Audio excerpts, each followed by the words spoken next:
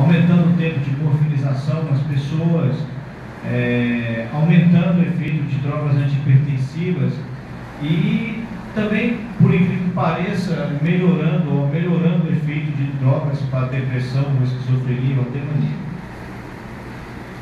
Agora, o interessante nessa área de suplemento é que os artigos não são publicados numa revista só. Então você tem que ser meio que bicho de biblioteca para conseguir ler o que sai. E de forma interessante, as revistas publicadas, não há um dia onde não venha um artigo falando sobre o suplemento como auxiliar no benefício de tratamento de doenças. Não individualmente, mas também associado a medicamentos. Vou começar a falar para vocês, deixa eu ver, isso aqui. Quando a gente fala no processo de envelhecimento, nós não sabemos se nós estamos falando de uma coisa ruim ou se nós estamos falando de uma coisa boa. Inexoravelmente, todos nós vamos envelhecer. Vocês conhecem a teoria dos telômeros, onde os telômeros são cortados à medida em que as células se replicam. Eu gosto de brincar com as pessoas que às vezes a nossa cabeça não chega a acompanhar a velocidade da ciência. Mas o processo de envelhecimento, muitos veem o processo de envelhecimento como uma coisa ruim, né? Na verdade, o processo de envelhecimento é um processo de evolução onde você adapta o seu corpo ao ambiente, adapta o seu corpo às novas expectativas que você tem. Então, radicais livres, eles são muito associados ao envelhecimento. E uma das teorias de envelhecimento é baseada exatamente no estresse oxidativo da mitocôndria. À medida que nós envelhecemos, essa mitocôndria vai produzindo radicais livres, e esses radicais livres em excesso ativam a inflamação via fator nuclear de transição B, e isso acaba detonando reações químicas que levam, no final das contas, à disfunção endotelial. Disfunção endotelial que leva ao aumento da pressão arterial ou até aos encadeamentos de fenômenos pró-aterogênicos. Mas isso não só via radicais livres, o próprio envelhecimento em si causa uma alteração fisiológica no organismo, somando essas alterações, concorrendo com a doença cardíaca. Algumas doenças nós sabemos, nós teremos, né? É igual, por exemplo, eu estava conversando com o pessoal da área de reumato, né? A gente fala, os reumatólogos falam que se você viver, um dia você terá uma osteoartrite. À medida que você vai envelhecendo, apesar de você ter a osteoartrite, chega de uma forma tal que acima de 80 anos, 100% da população tem lesões, né, articulares. Eu estava conversando com um colega da Unifesp, da área de urologia, ele me falou uma coisa interessante no ano passado, né? Se você viver e você for homem, você provavelmente terá um câncer de próstata. Porque a prevalência de câncer de próstata numa idade mais avançada chega a 80%, né?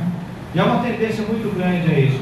E eu digo, além disso, né, eu faço uma previsão, pelo meu conhecimento da área de fisiologia radicalista, que se você viver, você terá uma aterosclerose. Se você viver o suficiente. Por quê? O processo de aterogênese parece um processo muito associado ao envelhecimento. Olha que interessante, à medida que nós envelhecemos, as nossas artérias ficam mais rígidas. Aí às vezes eu me pergunto, essa rigidez da artéria é alguma coisa fisiológica ou é uma patologia? Olha que legal, as artérias do cérebro, elas se enrijecem com menos velocidade. Então você enrijece primeiro as artérias do seu corpo, não do cérebro, mas do corpo da parte não cerebral. E esse enrijecimento das artérias, que não são as artérias que irrigam o cérebro, parece que faz um direcionamento do sangue para o seu cérebro, preservando exatamente a função neurológica. Então você vê que nós somos desenhados para envelhecermos, mas não ficarmos mais burros à medida que envelhecemos. O que bate com a ideia, eu vi até interessante aqui que as ruas todas têm nomes de tribos indígenas, né? E os indígenas sabiam disso, e os povos mais antigos ligavam o envelhecimento com sabedoria. Isso tem a ver com bioquímica e fisiologia, porque à medida que nós envelhecemos, o nosso corpo degrada mais rapidamente do que o cérebro. E a aterosclerose e o espessamento da artéria no indivíduo, né, no braço, nas pernas e tudo mais, elas acontecem para melhorar a perfusão cerebral, preservando aquilo que nos diferencia dos outros mamíferos, que é a inteligência. Então, à medida que envelhecemos, nós não ficamos mais inteligentes, acumulamos conhecimento, mas teoricamente o sangue é direcionado para o cérebro para preservar essas funções no nível máximo possível. Depois de um certo tempo, há uma deterioração também nessa função, onde começa a aparecer, por exemplo, a demência senil, né? Então, a fisiologia é interessante, e quando a gente vê a fisiologia e faz uma conexão dessa fisiologia com a nossa evolução e o ser humano em si, a gente vê que a vida, a biologia, ela é altamente lógica. Onde é que nós podemos interferir nessa qualidade de vida aqui, né?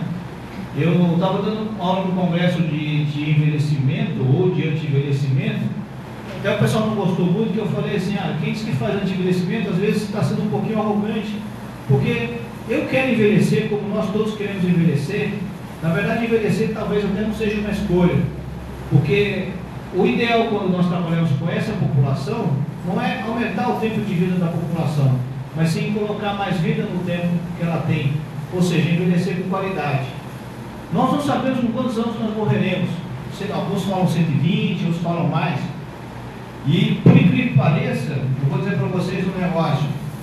Hoje, nós já fazemos inserções de sequências de DNA em camundongos, mas nós conseguimos expandir a vida deles. Nós colocamos, por exemplo, fosfenolpiruvato carboxilase, um gene de fosfenolpiruvato carboxilase dos animais, nós conseguimos expandir o tempo de vida deles. E talvez o ser humano ainda chegue nesse ponto, mas ainda está muito longe para isso. Mas a ideia não é viver até os 120, até 200. A ideia é viver até os 90 com qualidade de vida, ou viver até os 100 com qualidade de vida. Então a ideia básica, quando a gente trabalha com suplementos associados a uma medicina tradicional, com medicamentos, é colocar mais qualidade de vida nos anos que o indivíduo tem. Eu acho que esse é o ponto que a gente tem que focar na área de envelhecimento. Vamos começar abordando alguma coisa sobre suplementos. E vocês já ouviram falar dos ácidos graxos ômega 3? E quando a gente fala de ômega 3 e a gente vê os estudos dos efeitos dos ômega 3, a gente vê que ele funciona com um monte de coisa. Então ele pode melhorar a depressão, ele pode melhorar a depressão pós-parto, depressão infantil, melhorar a fluidez da membrana do eritrócito, diminuir os processos inflamatórios. Então, eu trabalhava numa indústria farmacêutica e um dia eu cheguei nela e falei assim, escuta, vocês têm um óleo de peixe no mercado, se não me engano era o Proepa naquela época, acho que é até hoje. Vocês têm o Proepa no mercado, por que vocês não melhoram o Proepa? Porque o Proepa tem uma quantidade muito baixa de ômega 3. Aí eu cheguei e falei assim, faz um projeto para a gente. Eu fiz um projeto e mostrei, usar a literatura mostrando o benefício do ômega 3 da saúde humana. E por incrível que pareça, eles rejeitaram o projeto. Eles viraram para mim e falaram assim, não, eles não vão fazer esse projeto não. Eu falei, por quê? Porque você falou que ele serve para tanta coisa, que não dá para acreditar. E o médico não vai acreditar. Ninguém vai acreditar. Então não vamos lançar um produto que que está bastante perto do que a gente chama de panaceia, né? Que a droga serve para tudo. Mas muito do que o ômega 3 faz no corpo tem a ver exatamente com o ponto onde ele é funcional. Olha que interessante, isso aqui é uma membrana rica em ômega 6. Essa aqui é uma membrana rica em ômega 3. Vocês podem notar a diferença entre uma e a outra. O que é isso aqui? Essas perninhas são os ômegas, são os ácidos graxos, que são exatamente essas perninhas que estão distribuídas aqui. Isso aqui é uma membrana da célula. Aqui também é uma membrana. Essa membrana é uma membrana rica em ômega 3. Essa membrana é uma membrana rica em ômega 6. Qual que é a diferença? A distribuição da estrutura da membrana, que é essa distribuição aqui.